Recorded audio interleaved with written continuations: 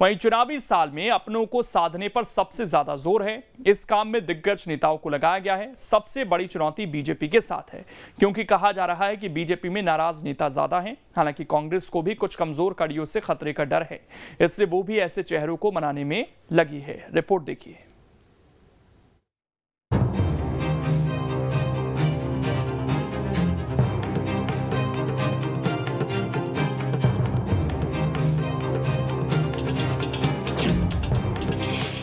रूठे नेताओं को मनाने में जुटी बीजेपी।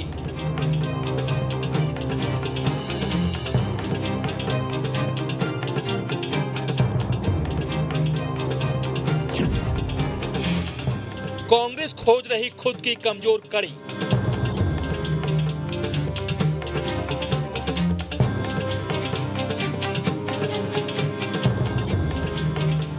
जिस वक्त विरोधी खेमे से लड़ने की तैयारी होनी थी, उस समय अपनों के मान मनौवल का दौर चल रहा है।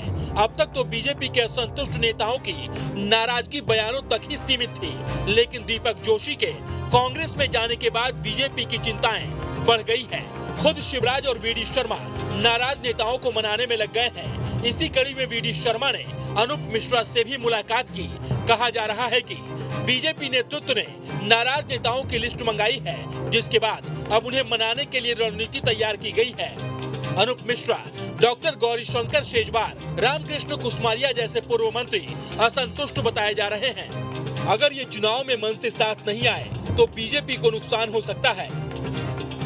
देखिए, इसमें मेरा ये कहना है कि रूठा राठी तो हर पार्टी में चलती है, क्योंकि कुछ लोगों का अपना मकसद होता है, कुछ का नहीं होता है। लेकिन भारतीय जनता पार्टी इतनी सक्षम, इतनी मजबूत है कि जो भी नेताओं को थोड़ी बहुत तकलीफ़ें हैं, जो भी उनकी ये है नाराज़गी है, उनको दूर कर लेगी। और मैं समझता हूँ आगामी चुनाव में सब एक होकर चुनाव लड़ेंगे। निश्चय ही भारतीय जनता पार्टी की सरकार बनेगी। भारतीय जनता पार्टी में कभी ऐसा हुआ नहीं है कि नाराज लोग कभी एक ना हुए। वैसे तो कोई ऐसे विशेष नाराज़गी दिख नहीं रही है मेरे को, लेकिन फिर भी सबको एक कर लेंगे। और ये जब बीजेपी से कांग्रेस की तरफ आना प्रारंभ हुआ है तो ये पूरा संकेत दे रहा है। दीपक जोशी तो आ गए, लेकिन इंदौर के दिग्गज नेताओं ने खुल करके ये बात कही है कि भारतीय जनता पार्टी की स्थिति अच्छी नहीं है, संगठन को नहीं संभाला गया तो आने वाले परिणाम ठीक नहीं होंगे। सिंधिया के बारे में भी अब खुलकर बातें होने लगी हैं। तो मैं समझता हूँ कि अब बीजेपी का अंत सुनिश्चित है और इसलिए ये उनकी हाथापाई चल रही है। नतीजा जो होगा वो उनके खिलाफ ही जाएगा। बताया जा रहा है कि ग्वालियर, चंबल और मालवा में ज्यादा असंतोष है। ऐसा इसलिए क्योंकि इन इलाकों में सिंधिया समर्थकों की संख्या ज्यादा है। ऐसे में पुराने नेता खुद को उपेक्षित महसूस कर रहे हैं। कहा तो ये भी जा रहा है कि मूल कैडर सिंधिया समर्थकों के नजदीक नहीं आ पाए। अब चूंकि चुनाव करीब है, इसीलिए नेताओं और कार्यकर्ताओं का गुस्सा सामने आ रहा है। अगर नए पुराने एक साथ नहीं आए तो बीजेपी की परेशानी बढ़ सकती है। हालांकि ये टेंशन कांग्रेस के साथ भी कुछ जगहों पर है, इसीलिए कांग्रेस कमजोर कड़ियों की तलाश कर रही है ताकि डैमेज कंट्रोल किया जा सके। आगामी असेंबली इलेक्शन से पहले इस बार पहली बार देखा जा रहा है कि मध्य प्रदेश के दोनों मुख्य राजनीतिक दल बीजेपी और कांग्रेस में कुछ नाराजगी दिख रही है। हालांकि ये पहले कांग्रेस में हुआ करता था, लेकिन इस बार ये भारतीय जनता पार्टी में भी दिख रहा है और ये मुख्य रूप से उन क्षेत्रों में दिख रहा है जहां पर कांग्रेस से लोग भारतीय जनता पार्टी में आए और एक विशेष राजनीतिक परिस्थिति के कारण कांग्रेस की गवर्नमेंट गिर भाजपा की गवर्नमेंट यहां बनी। मुख्य रूप से वो लोग जो ज्योतिरादित्य सिंधिया के साथ आए, उन क्षेत्रों में भारतीय जनता पार्टी में काफी नाराजगी देखी जा रही है और इस नाराजगी को मनाना बीजेपी के लिए बड़ा चैलेंज दिख रहा है। हालांकि कमोबेश ऐसी ही स्थिति निगम चुनाव में भी देखने को मिली थी।